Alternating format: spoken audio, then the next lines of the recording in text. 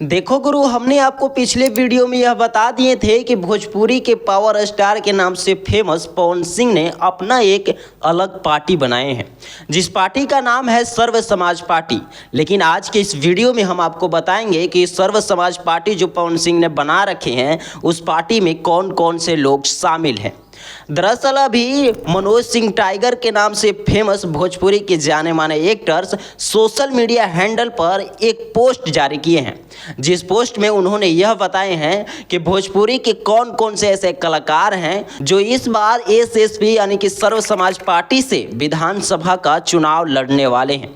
पहले नंबर पर आते हैं विधानसभा के चुनाव लड़ने में अरविंद अकेला कल्लू। जी हाँ, इस बार विधानसभा का चुनाव अरविंद अकेला कल्लू भी लड़ रहे हैं एसएसपी पार्टी की तरफ से।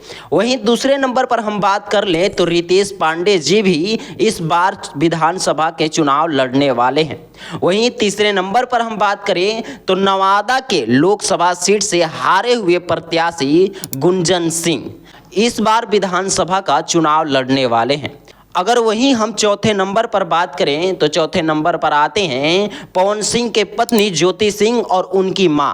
जी हां, उन पवन सिंह के पत्नी और उनकी मां भी इस बार विधानसभा के चुनाव लड़ने वाले हैं। और ये जो सारे हमने आपको नाम बताए हैं, वो सारे नाम मनोज सिंह टाइगर के नाम से फेमस भोजपुरी के कलाकार अपने सोशल मीडिया हैंडल पर पोस्ट किए हैं।